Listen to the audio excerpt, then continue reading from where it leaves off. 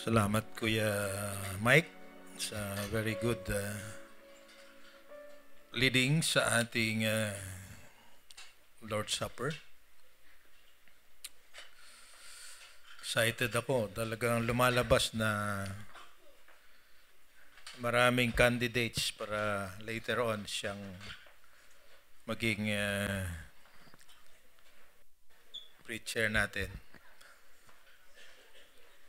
Okay, so bago ako magpatuloy ay meron akong gustong i-announce tungkol sa isa sa mga estudyante na sinusuportahan ng Church sa Bacoor sa pag-aaral sa PBS College of Bible. So tinatawagan ko si Brother Marvin pala. Marvin Rabara. Siya po ay worship leader sa Bacoor. Pero dito po ay pinili niya ay hindi maging ma-involve sa worship kasi siya po ay nag-aaral ng education sa PBS College of Bible kaya gusto niyang ma-expose sa pag-handle ng mga bata. So si Brother Darwin, congratulations. Marvin pala. Sorry. Si Darwin lagi nasa isip ko eh. So si Brother Marvin ay makakasama natin, magkikatulong ni Sister Bing Heli sa Sunday School. At sabi niya sa akin, tutulungan niya sa preparation ng mga lesson plans, yung mga teachers natin. So natutuwa ako sa... At willing din naman siya maging bahagi ng worship team kung kailangan nila ng tulong. Dahil siya po ay musician din. May music subjects ka rin, di ba? So siya po, ang major mo pa rin ay music, tama? Okay, so welcome po natin siya and naniniwala ako. Kasi we'll be here for 2 years hanggang makagraduate siya, tama? 2 years, pa? 1.5 years. Kasi yung ating isang tinrain dati ay pumayag na sa Bacoor na lang. Pero ngayon ay iba yung sistema. So kailangan lumipat siya sa ibang church. Pero isang church pa rin to eh.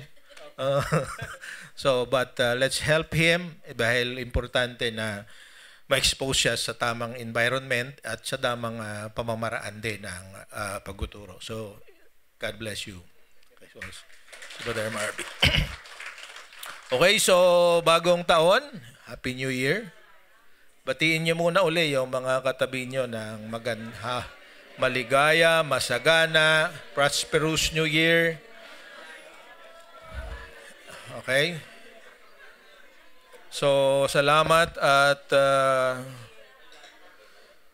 lahat ay intact pa rin.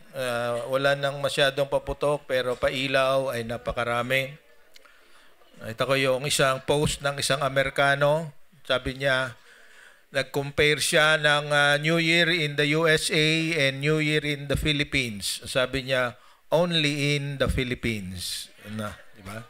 And the happiest time of the year, yung natapos natin. So, time flies. At alam ko, mayroon tayong bagong pakikinggan, pag-uusapan.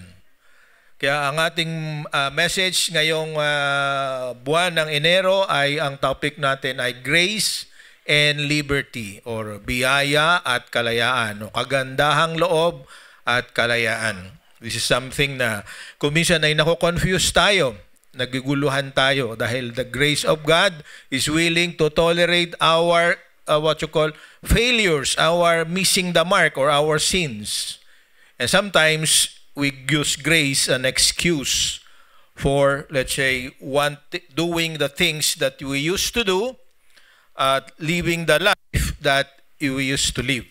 So dahil malaya na raw tayo, hindi na binibilang. Kung naintindihan natin mabuti yung justification, ibig sabihin ay pinawalang sala ka na, pwede nating abusuhin talaga yung biyaya ng Diyos. Kasi kapag pinawalang sala ka, yung kasalanan mo noon, yung kasalanan na nagagawa mo ngayon, at kasalanang mangyayari pa dahil mahina ka, yun ay charge na sa ating Panginoon. That's the meaning of justification. Sabi niya, just as if you never sin. Justification. But God is working in us para hindi lang tayo maging justified. Ang pinaka-importante, tayo ay maging sanctified. What is sanctified? Tayo tinalaga, inihiwalay sa iba para maglingkod sa Panginoon. So, our grace and liberty ay ang God's grace and liberty ay paraan para tayo ay pagiging banal ng Panginoon. So, yan ang pag-uusapan natin sa mga susunod na linggo. So, tayong lahat, pakinggan muna natin ang ating reference text ngayong umaga sa Romans chapter 14, 1 to 12. At gagamitin ko yung ating paboritong version, yung Pinoy version. Pakinggan natin ang sinasabi ni Apostol Pablo. Patapos na siya sa kanyang aklat sa mga taga-Roma, kaya napaka-importante na yung kanyang ngayong ibinibigay ay practical na. Yung theological na hinandle niya, chapters 1 to 11, ay tapos na. Kaya nga yung chapter 12 and the rest of the chapters ay tungkol na sa practical application ng theological understanding natin sa ating pananampalataya. So sa Pinoy version, nakasulat naman dito sa ating NIV, pero ito ang gusto kong pakinggan natin. Tanggapin ninyo ang mahina sa faith nila. Pero huwag kayong makipag-debate sa kanila tungkol sa mga personal na opinyon. Yung iba, okay lang sa kanilang kumain ng kahit ano, pero yung mga mahina ang faith, gulay lang ang kinakain. Okay? Yung mga kumakain ng kahit ano, huwag niyong tingnan na mas mababa yung mga kumakain lang ng gulay. Huwag din namang i-judge ng mga kumakain ng gulay, yung mga kumakain ng kahit ano, kasi pareho silang tinanggap ng Diyos. Sino ka para i-judge ang tauhan ng iba? Yung amo lang nila ang magsasabi kung okay sila o hindi. Magtatagumpay sila kasi tutulungan sila ng Panginoon. Verse 5, iniisip ng ibang tao na mas importante ang isang araw kaysa sa ibang araw. Sa iba naman, pare-pareho ang lahat ng araw. Kailangan nating mag-decide talaga. Yung nagpapahalaga sa isang araw, ginagawa nila yon para i-honor ang Panginoon. Yung mga kumakain naman ng kahit ano, ginagawa din nila yon para i-honor ang Panginoon at nagpapasalamat sila sa Diyos. Yung mga umiwas na kumain ng ibang pagkain, ginagawa nila yon para i-honor ang Panginoon at nagpapasalamat din sila sa Diyos. Hindi tayo nabubuhay para sa sarili lang at hindi rin tayo namamatay para sa sarili lang. Kung nabubuhay tayo para sa Panginoon. At kung mamatay naman tayo, namamatay tayo para sa Panginoon. Kaya mabuhay man o mamatay, pagmamay-ari tayo ng Panginoon. Dahil dito namatay si Christ at nabuhay muli para maging Panginoon ng mga patay at ng mga buhay. Kung gulay ang kinakain mo, bakit mo dinajudge ang iba? Kung kumakain ka naman ng kahit ano, bakit mo minamaliit naman ang ibang Christians? Lahat tayo ay tatayo sa harap ng Diyos para i-judge niya. Nakasulat sa Scripture, dahil buhay ako, sabi ng Panginoon, lulud sa harap ko ang lahat at pupurihin ng lahat ng tao ang Diyos. Kaya nga mananagot sa Diyos ang bawat isa sa atin. Kaya nga mananagot sa Diyos ang bawat isa sa atin. Pagpalain nawa ang pagkabasa ng kanyang salita. Pwede po tayong maupo. May the meditation of our lips and the thoughts that come out before the glory of God and for the change in life of what is sa atin. So, grace and liberty. Biyaya at kalayaan. So, ang ating theme verse for this year ay yung ating binasa sa verses 7 to 8. For we don't live for ourselves or die for ourselves. If we live, it's to honor the Lord. And if we die, it's to honor the Lord. So whether we live or die, we belong to the Lord. Honor the Lord honor the Lord, belong to the Lord. Yan ang ating alalahanin ngayong buong buwan. Ano ba ang ating objective ng ating mga pag-uusapan? The goal of our conversations for January is to emphasize that God's grace covers all sins but is not a license to continue to live in sin. So, gusto nating ipagdiinan na ang biyaya ng Diyos ay tumatakip at sabi natin, sinasakop ang lahat ng ating kasalanan, pero ito'y hindi, sabi nating, lisensya o permisyo sa bawat isa sa atin magpatuloy sa kasalanan. So malaya na tayo, sabi nga sa 2 Corinthians 5:17, tayo ay binago ng Panginoon. Siya na ang nabubuhay sa bawat isa sa atin. So yan ang ating tatandaan. But may tanong ako na gustong ibahagi sa inyo. What do you think prevents some pre-believers to surrender their life to Christ? Bakit? Sa dami ng pagsisikap natin para dalhin ang mga kaibigan, mga kamag-anak, kaklase, kaopisina at iba pa para isuko ang buhay nila sa Panginoon ay kuminsan ay hindi natin nakikita na nangyayari yon. So yan ang ating pag-usapan ngayong umaga. Meron akong naalala na siguro narinig niyo ang pangalan niya. Ang pangalan niya is Mahatma Gandhi. Di ba? Isang Indian. Sabi niya ay ang kanyang advokasya ay secure ang change. Magkaroon ng tigil sa corruption. At napakarami rin niyang mga gagandang sinabi. Pero ang isa sa pinakamabigat na sinabi niya, pinag-aralan niya yung buhay ni Christ. Kaya nang sabi niya, I like your Christ, but not your Christianity.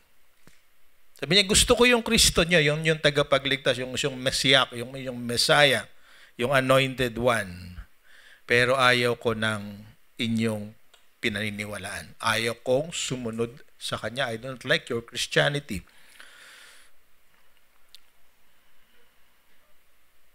Why? Sabi ni Dr. J.H. Holmes ng Swarthmore College of Philosophy, sabi niya, he explained that Gandhi believed in Christ's teachings, but he didn't like the way Christians live. Okay? So, meron pa siyang isadagdag na parallel dito. Sabi niya, I'd be a Christian if it were not for the Christians. Magiging Kristiyano sana ako, pero dahil sa mga Kristiyano, ayoko na maging Christians. It's too bad. It's really bad. So, at anong nangyari? Bakit? One of the reasons, di ba?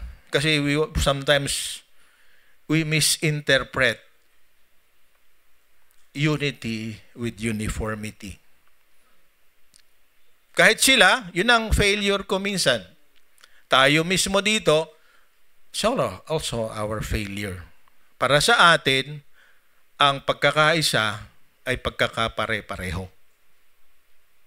Uniform, di ba? Pag uniform, kung anong kulay ng damit ko, yun ang kulay ng damit mo. Kung anong style ng damit ko, yun ang style ng damit mo.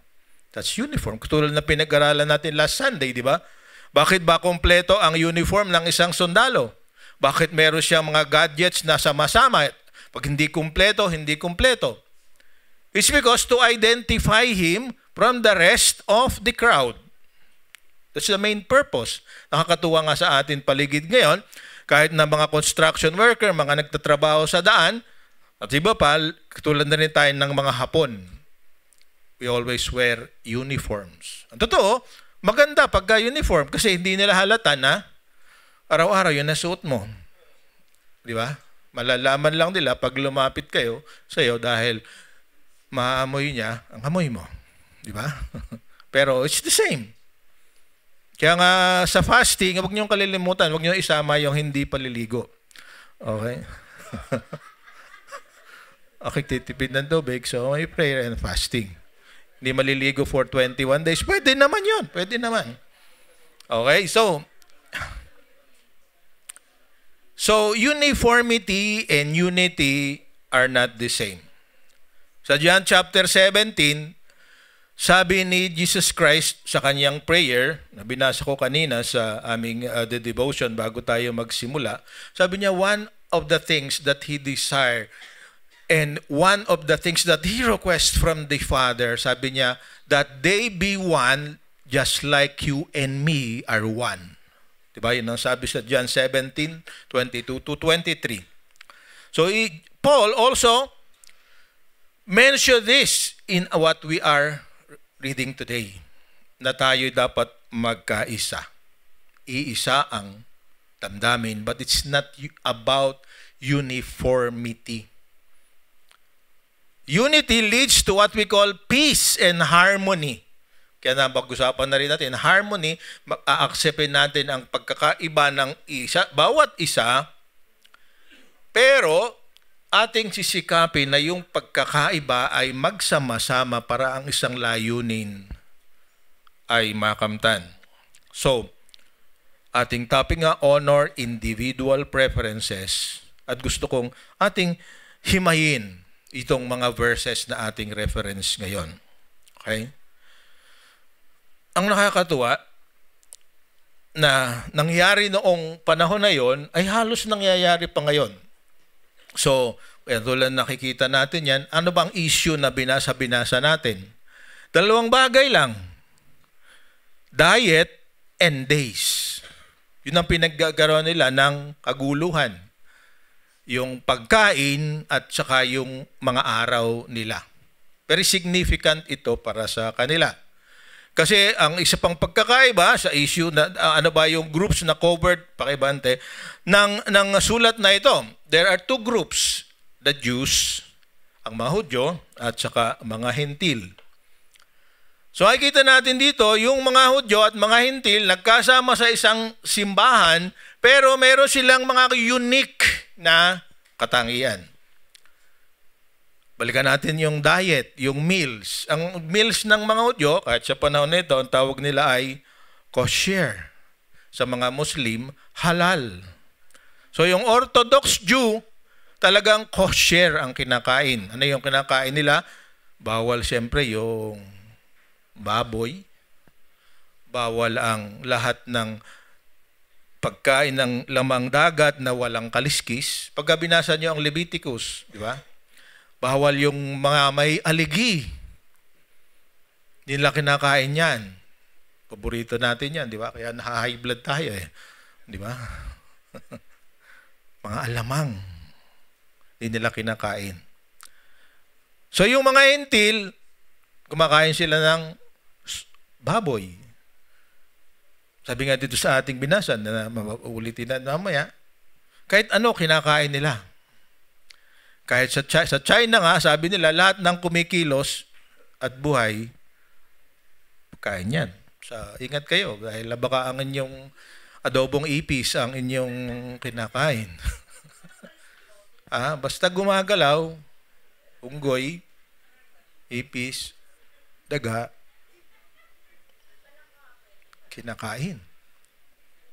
Okay? So bakit sa kanila masyadong bagay ito? Bakit malaking bagay sa kanila yung pagkain? Di ba? Ang issue lang natin, pagka tayo kumain, di ba, kalimitan, sino magbabayad? Di ba?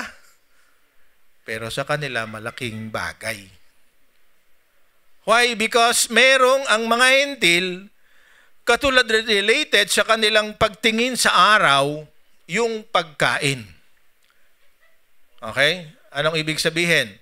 Ang mga pagkain, dahil meron silang significant, meron silang tinatawag na love feast, na kinopya rin ng mga napag-usapan natin last week, di ba? Yung tawag nating mga festival nila na iinuman sila in the honor of God Bacchus, right? God of wine. So, bawat aspeto ng buhay nila, merong isang Diyos na may hawak. And then, those days na ginagamit nila, yung kanilang pagkain, normally, bago nila kainin ay i-offer nila sa Diyosan na naka-assign sa araw na yon.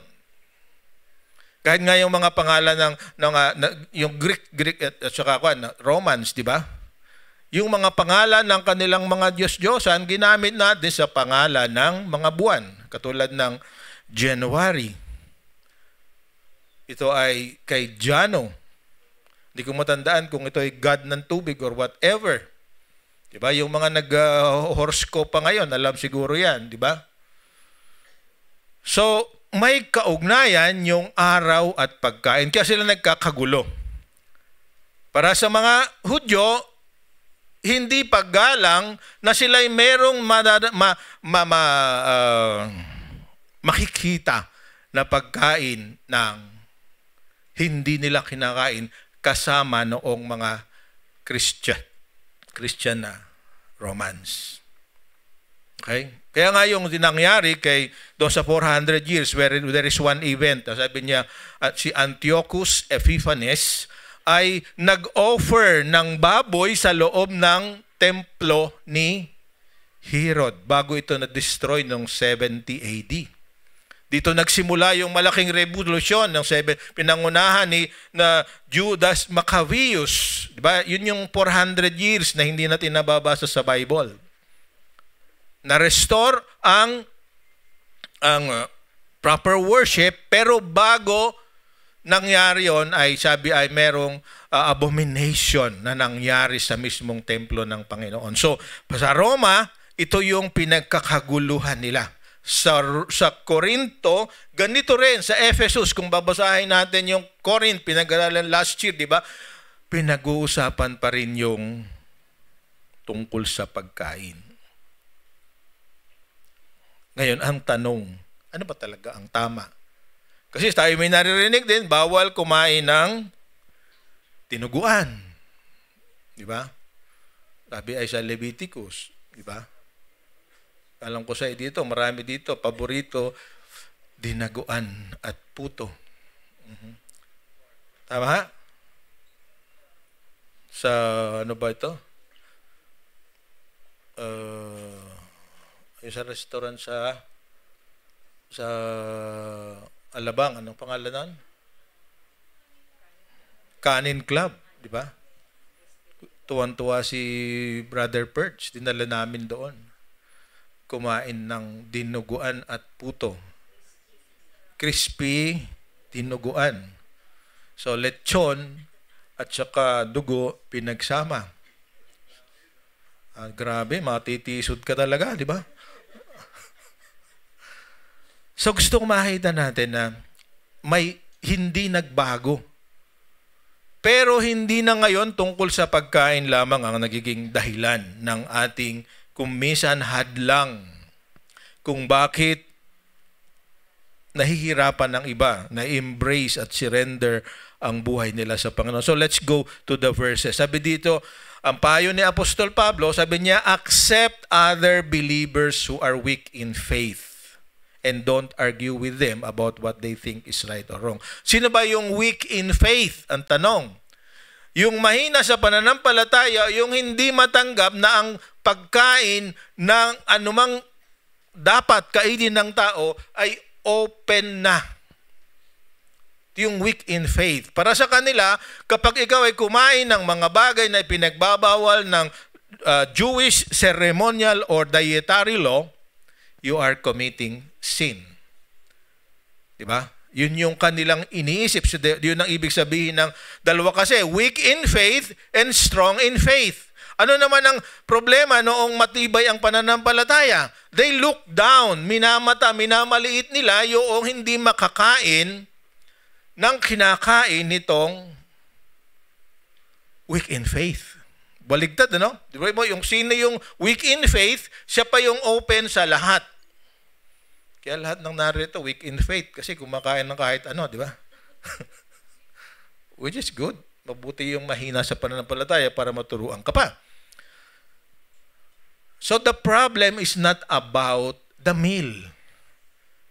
The problem is about looking down on others because they do not accept the same belief as you believe.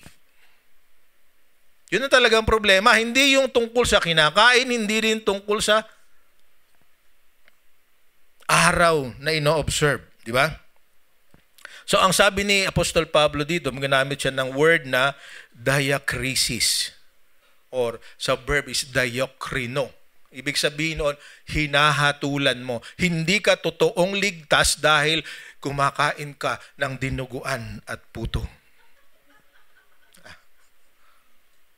Okay? May kasama pang 4 kantos. Alright? Kahapon natawa ako doon sa isang nakita ko sa YouTube. YouTube na naman. Unti lang naman. Kasi sa Reels pala, naghahanda raw siya ng bilog-bilog. New Year. So, bumili siya ng 12 bilog.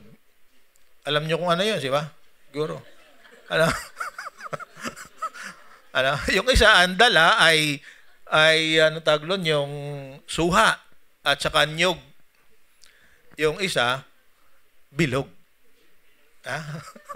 Ano? Okay. So, makita natin. Okay? So, dahil doon, nagkakaroon ng separation. Pero sa Corinthos, di ba sabi natin, it's not about food and drinks.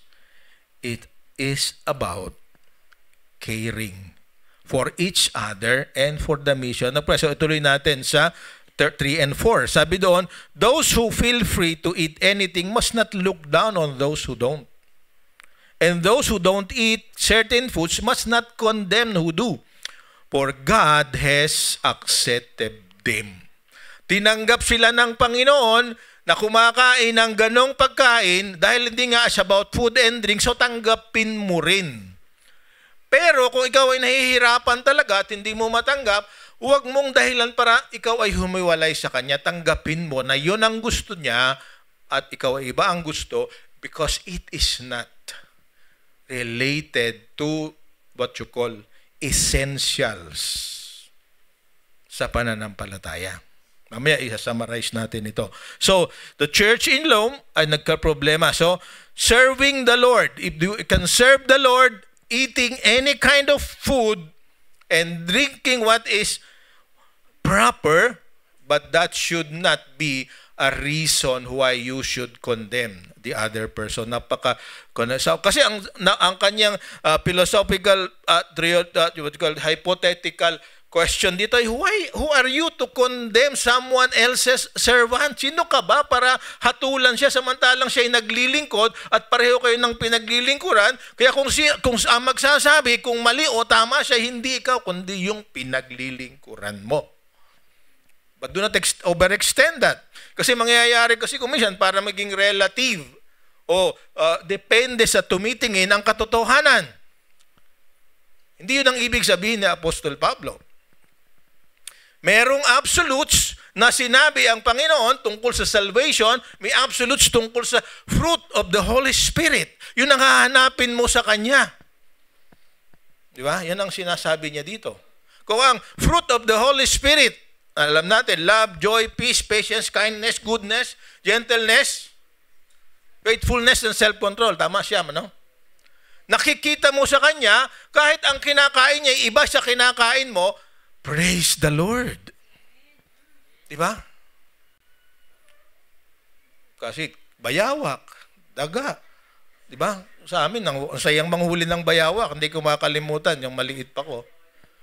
Buong baryo, merong isang bayawak na napakaliit lamang, umakyat sa nyog. Takbuhan lahat, hinabol. Mahigit na 30 katao, hindi rin nahuli yung bayawak. Muntik pang nahulog yung umakyat din, hinusundan yung bayawak. Dahil nung pababa na yung bayawak, dadaanan siya, ubilag, muntik nang nahulog. Okay? Masarap kasi, parang lasang manok. Kasi manok ang kinakain noon eh. Alright? So, it's not about food, it's about character. Tandaan natin yon. Di ba? Kasi, di ba? Ang sarap kasi ng kwan, di ba? Luming Batangas. Di ba? Ang Loming Batangas, punong-puno. May manok, may baboy, may... Ano yung nakalagay doon natin, kuya? Sa Quatogs, Quatogs. May lumpia. Okay, so it can be eaten. It's safe to eat if you do not have high levels of uric acid and cholesterol. Amen? Di ba? Yun ang importante. Yun ang pag-uusapang kalusugan. So, tuloy natin, 5 and 6. Okay? One person considers one day more sacred than another. Another considers every day alike. Kasi ganito yan. Anong pagkakaiba? Pag Sabbath day, ang mga, o Shabbat or whatever, Shabuat, ang mga Hudyo ay wala talagang ginagawa. The whole day, wala silang gagawin. Kaya yung mga ibang mga employer na ang Hudyo, ang kanilang worker, nagkakaroon ng problema. Yung katulad din natin, di ba? Meron tayo, maganda yung, sabi niya, basta kung anumang gagawin kong trabaho, hindi ako papayag na ang day off ko ay hindi linggo. Kaya merong ayaw magtrabaho, dahil hindi makakuha ng trabaho na ang day off niya ay linggo. Well and good. Kaya lang, sa hirap ng buhay ngayon, ang lahat na ng maraming employment ay laging 7 days work. Di ba? Call center, BPO, semiconductor, electronics, 7 days a week ang operation niya, 24/7. Eh yun lang ang available na trabaho. So, kumisan, hindi na magtrabaho. Sa PAL na lang nagtatrabaho, di ba? Ano yung PAL? Kagaling niya, ha? Maasa na lang. So, ito yung dahilan.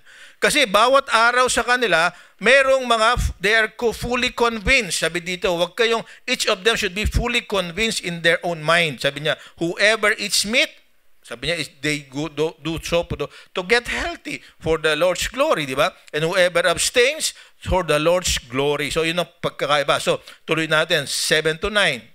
Sabi dito, for none of us lives for ourselves alone and none of us dies for ourselves alone.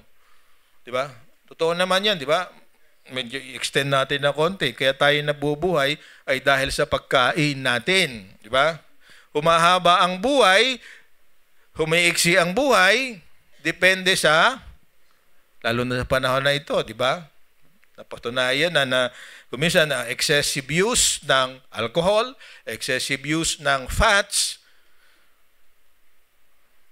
at kung ano-ano pa, it affects our health. Di ba? So sabi niya, kung yun ay makaging dahilan para maging apektuhan ang ating, kaya tayo hindi ko bisan makapagtrabaho ng maayos. Kasi nga, hindi na maituwid ang tuhod dahil sa dami ng uric acid na na-develop. Di ba? So, sabi dito, gamitin mo kasi kailangan natin talaga. Sabi nga sa 1 Corinthians chapter 6 verse 19, your body is the temple of the Holy Spirit. So talagang kailangan ingatan natin. But the bottom line, if we die for the Lord. If we live, we believe for the Lord. So whether we live or die, we belong to the Lord. Pero pwede mong alagaan ng sarili mo para matagal ka namang pakinabangan ni Lord. Amen? Kung hindi ka na nagpapahinga, dahil mission. Baka hindi na mabuti yon. Kasi ang ating Panginoon mismo, kaya nga may Sabat, nagpahinga siya the 7th day. So rest is part of our accountability. Okay? Talagang kailangan may day off. Kailangan may pahinga. So, sabi dito, for this very reason, Christ died, so returned to life, so that He might be to the Lord of both the dead and the living. Kasi talaga naman, di ba, pagka tayo kinuha na ni Lord, babalik tayo sa Kanya, and Lord pa rin natin siya. So, sabi sa Romans 14:10-12, why do you judge your brother or sister? Why do you treat them with contempt? For it is written, sabi niya, as surely as the Lord lives, every knee will bow before me. So, talagang ang may karapatan na magsabi na kung sino ang hahaba o ikli ang buhay ay ang Panginoon. Pero we will give account of ourselves to God.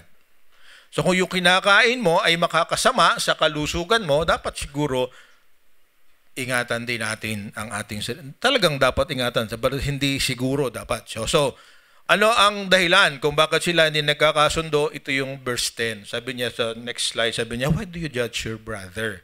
Why do you regard with your brother with contempt? Napakaliit na bagay. Pero sa iba't ibang pamamaraan ay nagagawa natin kumusan, hindi lang tungkol sa pagkain. So why should we not be a judge or why should not be treat each other with contempt?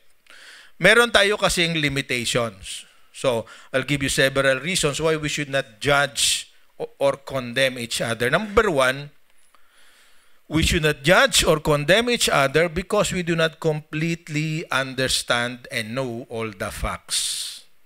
We are not omniscient. Diba?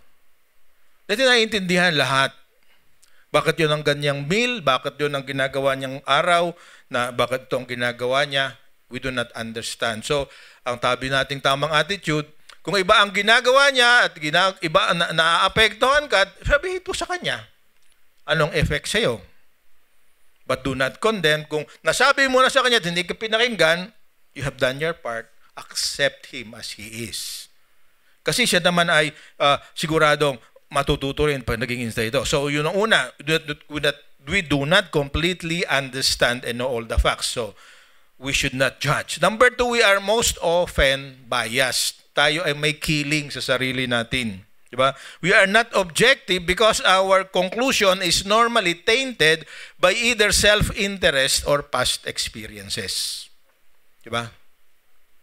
Malimit ko itong masabi at siya rin natandaan na natin. Kaya ang trato mo sa isang tao, di ka magtitiwala, dadayain ka kasi ikaw mismo mandaraya.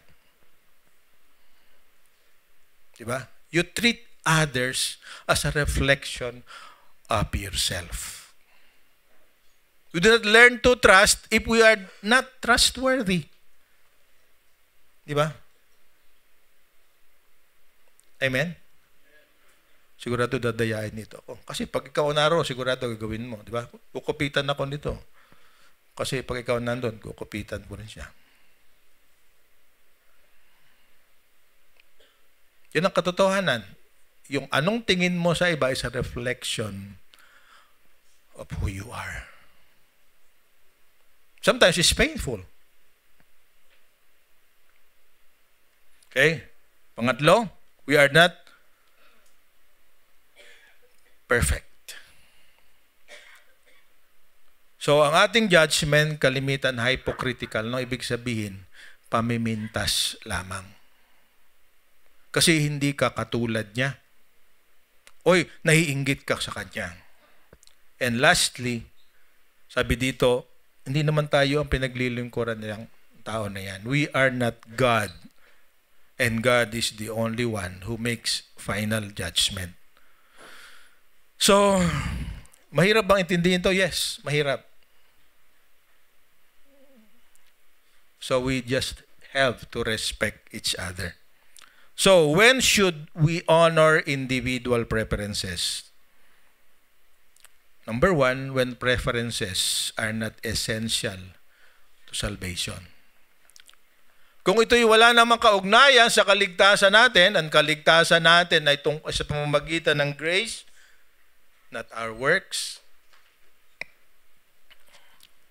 bayaan lang natin. Because God is not yet finished with that person.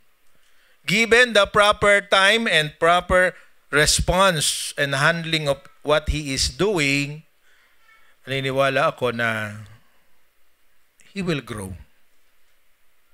So ang atin lang hindi babayaan na pagpatuloy na gawin ng ating kapwa ay yung mga bagay na nagbabago ng katuruan tungkol sa kaligtasan. Sabi na, salvation is by grace through faith in Christ alone, according to the Scriptures. Number 2, when they do not affect the health of the individual.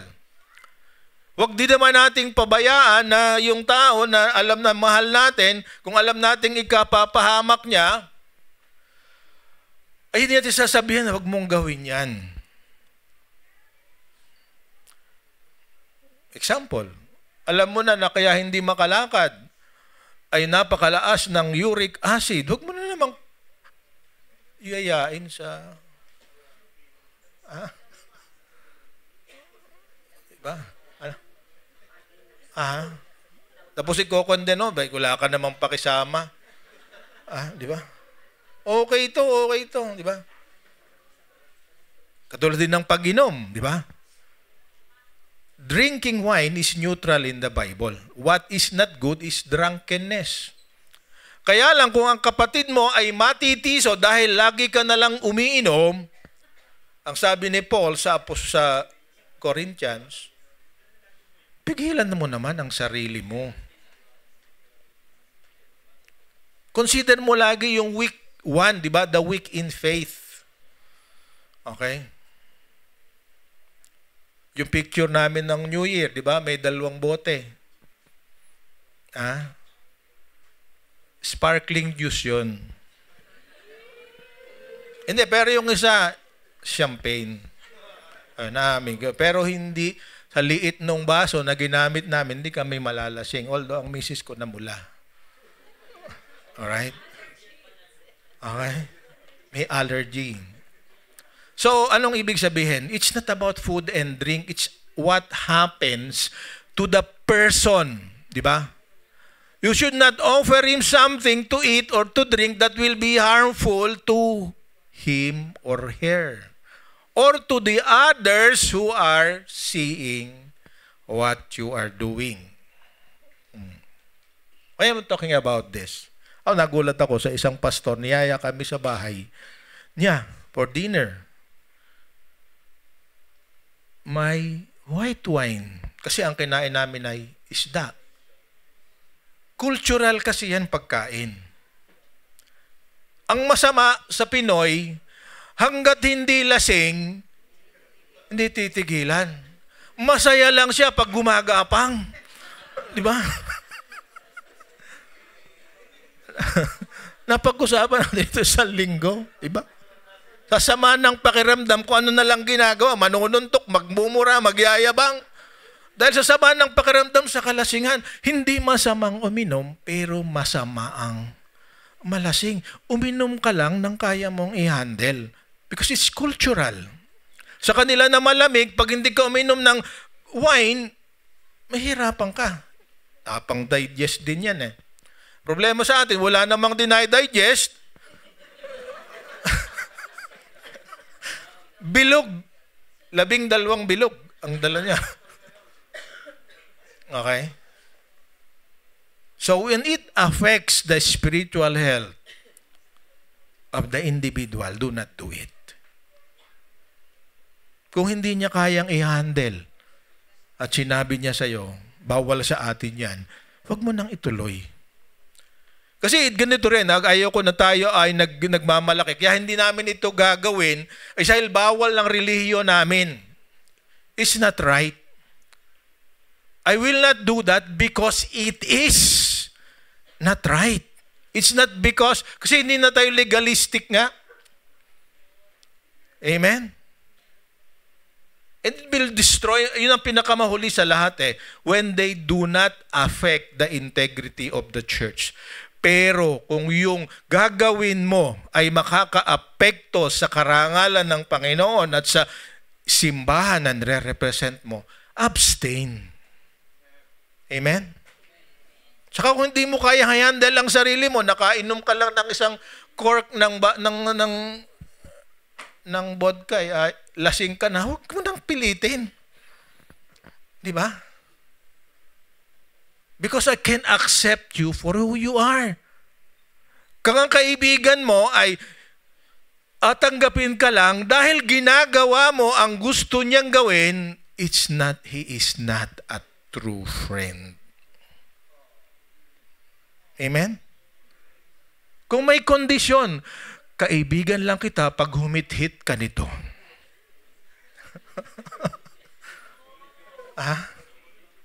It's not a true friend. Kasi makakasama nga sa kalusugan mo, sa isip mo, pero pinipilit niyang gawin. So, gawin mo. So,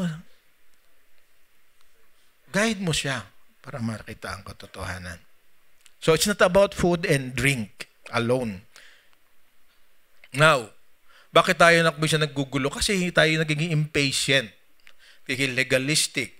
Kapag ikaw ay nasa member na ng church ito lang ang pwede mong gawin. Ititiwalag ka namin. Pag hindi ka nag-tithes, kahapon meron ako pinapanood ng misis ko. Pati pangalan ng hindi nagta-tithes, sinasabi niya lahat sa loob ng bahay-sambahan. Di ko pa ginagawa yun, pero malapit na.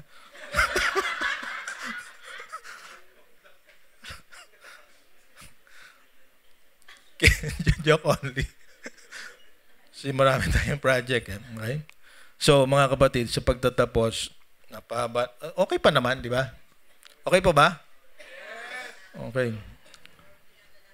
So, more people will give their life to the Lord if Christians are practicing what they believe instead of criticizing each other. Amen? Kung ano pinaniniwala mo, kaligtasan ay si Kristo lamang, stand by it. Pinawilaan mo na mahal mo ang kapatid mo, hindi mo siya sisiraan dahil hindi lang kayo parehas ng pamamaraan. Kasi siya nga ay inabago ng Panginoon. It's the work of the Holy Spirit. Okay? So, ang tanong na gusto kong sagutin natin sa ating sarili natin, kung kumakalimutan, di ba? Kanina napag-usapan na yung isang shot, isang hit-hit, okay? Isang stick.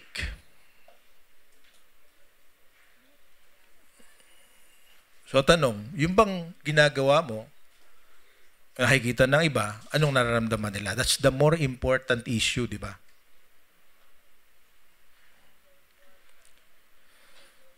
So, do the things we do lead people to maturity? Those are the questions para makita natin. Do we really focus on helping others meet their need? Isa pa. Sino ba yung pinifeed natin? Sila o yung ating ego? So do we really value our relationship with each other? The key to relationship is respect. The key to relationship is understanding the other person. Why he is doing such and such. Why he's going to such and such. Kasi sa amin sa probinsya dati, di ba, handaan sa pista. Sa probinsya, ganun pa rin, di ba? Ang dami mong kaibigan pag piyesta. January na naman sa aming baryo, every other day may piyesta. So, ang tanong, masama bang pumunta sa piyesta? Those are neutral questions. It does not relate to salvation. But if the other person will not understand what you believe because you attend yung piyesta, think about it. So, ano ang solusyon? We have to apply grace-related principles wherever we live and work. Ano ang grace-related principle? People will recognize our graciousness if we mutually accept each other. We do not change each other. We must just wait for the other person to change gradually. Okay? Grace-related principle, we must release others from conforming to our own standards. We cannot be gracious if we act as judge. And remember, we are not qualified to be judged, to judge, because we are not objective. and we cannot redeem anyone from their sins. So let's pray ngayong panahon na ito. Alam ko maraming challenges pang dadating. So I believe that napaka-importante talaga na yung ating mag-participate tayo do sa ating week's empowerment, ano? Tama? Because we cannot change on our own. We need the Holy Spirit. And if we do not listen to the Holy Spirit and understand His will, we cannot be changed. And let us be patient with each other and help each other grow. So hindi tayo pumapatol sa lahat ng mistakes nila. But we express what we feel and what we observe if we have the opportunity. Pag affected ka sa ginagawa ng kapatid mo, tell him, tell her. You do not need to tell others about what you feel. You have to tell the person what you feel. That drives unity. Pag sinabi hindi niyo ko pa kayang gawin yung pinagagawa mo, accept it and pray that gradually He will be able to accept your request.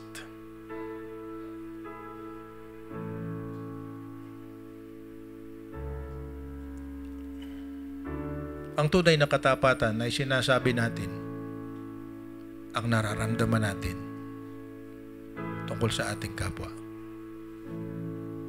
Ang tunay na katapatan ay pagka magsasabi ka ng mga bagay na hindi mo kayang gawin.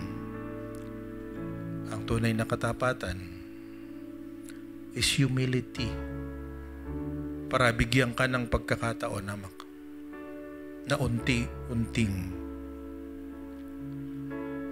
magawa yung hinihiling niya.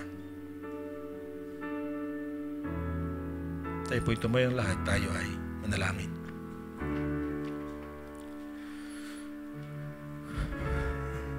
Napakaganda ng plano mo para sa amin, Panginoon. Ginawa mo kaming magkakaiba. Iba ang aming ugali, iba ang aming pananaw, iba-iba ang aming itsura. Pero tinanggap mo kami, Panginoon, for who we are. Ang higit na maganda, Panginoon, Ikaw ang kumikilos sa pamamagitan ng mga nangyayari sa aming kapaligiran at sa tulong ng mga tao na malasakit sa amin para unti-unti kaming mabago. Teach us to listen, Lord. Teach us to be sensitive to the reactions of other people on what we are doing. Salamat sa Panginoon. Panginoon, sa mga tao na may tapang at malasakit sa amin na kaya nilang sabihin yung mga bagay na hindi nila kinalulugdan. Hindi para kami hatulan, kundi para tulungan kaming magbago. Ang totoo, Panginoon, kung minsan akala namin perfect kami, hindi namin naintindihan na yung pamamaraan namin ay hindi katanggap-tanggap sa kanila. But Lord, give us people who care enough to tell us what we need to hear. Yes, the Holy Spirit convicts us, Lord. But sometimes unless we listen to what people feel on the things we do, we cannot be helped. Salamat, Panginoon. Meron kami mga kapatid, meron kaming pamilya na nagmamalasakit sa amin. And Lord, tulungan mo rin kami na matutong magmalasakit sa isa't isa. There is one thing na gusto naming ibigay mo sa amin sa taon na ito, is for us to learn to be humble and listen and be teachable. that there is something that still can be achieved in our character, in our maturity. We depend on you, Lord, but we need others to remind us. And we know, Lord, that you have placed us in the right company. Salamat, Panginoon, salamat. Naririto ang iyong mga anak nakatayo sa inyong harapan. Baguhin mo kami. Mahina kami, malakas kami, pero lahat kami kailang mabago, maging katulad ng iyong anak na si Jesus. Salamat sa iyong amazing grace. Salamat sa kahanga-hanga mong kagandahang loob. This is our prayer in Jesus' name. Everybody say, Amen.